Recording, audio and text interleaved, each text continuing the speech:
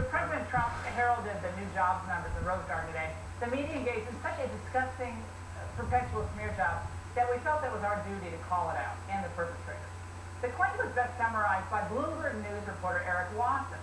He said Trump says he hopes George Floyd is looking down from heaven and happy about the strong jobs numbers. Well, that is a lie. And that lie spread like wildfire among more prominent members like CNN's Jake Tapper and the New York Times' Peter Baker. It even made its way onto the cable airwaves. On MSNBC, Michael Steele, former RNC chair, that's embarrassing, called Trump's comments borderline blasphemous. Now, if the president had actually said what those media members were alleging, then his comments would be out of place, and I'd call them out. But since we won't lie to you, here's what Trump said in its entirety. Equal justice under the law must mean that every American receives equal treatment in every encounter with law enforcement, regardless of race, color, gender, or creed. They have to receive fair treatment from law enforcement. They have to receive it. We all saw what happened last week. We can't let that happen. Hopefully George is looking down right now and saying there's a great thing that's happening for our country. There's a great day for him. It's a great day for everybody. It's a great day for everybody. It is a great, great day in terms of equality. It's really what our Constitution requires, and it's what our country is all about. He's talking about equal protection under the law, regardless of race. Joining me now, Charlie Hurt, Washington Times opinion editor, former New York Post White House correspondent, Fox News contributor. Charlie, did you hear the jobs report mentioned in there? How do the media figures, who I call them, justify the blatant dishonesty and what they did? I'm mad about this. It's not even a distortion of what he said, because they're always distorting what he says. This is a flat-out lie. He didn't. They're making up something that he simply did not say. If you listen to his actual words, he's giving a shout-out. He's applauding the peaceful protesters who are protesting the treatment of George Floyd. That is entirely different, 100% completely factually different from what people are claiming he said. But if you stop and think about it, and you go back to the beginning of just this year, this guy has been through an impeachment which was entirely made up of lies, and then all of the stuff before the impeachment was made up of lies. The guy's been through a pandemic.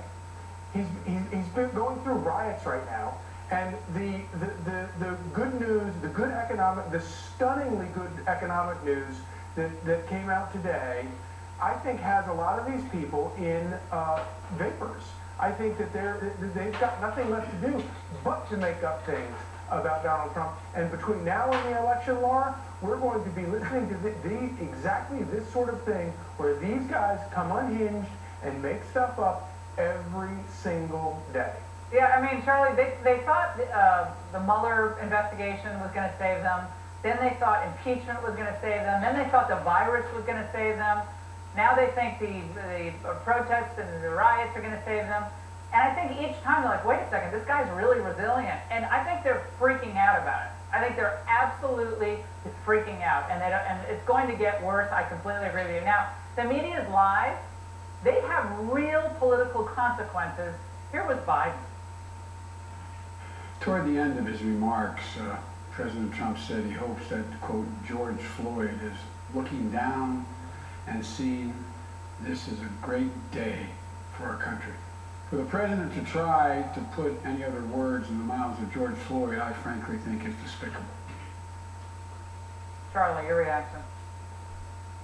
I mean, with a media like this, you kind of wonder, well, what else do you expect? But what you said in your angle is exactly right about this.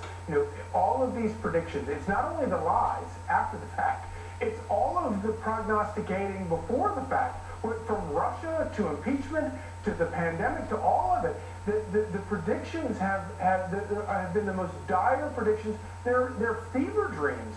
They're dreams about anything. And ultimately what it is it's rooting for failure. They not only want Donald Trump to fail, they want America to fail. They would do anything. They will crash any economy. They want the city to, the country to burn to the ground. Burn it all down. Anything just to blame Donald Trump. And so now that all of these things, all of their predictions aren't coming to fruition, they're left with nothing else but just to lie after the fact. And they're going to keep doing it, and they're going to, and you know what, the American voters are very, very cagey, and they're very smart. And even the people, you know, that don't get paid like you and I do to pay attention to all of this all the time, and, you know, we you know, live it day to day.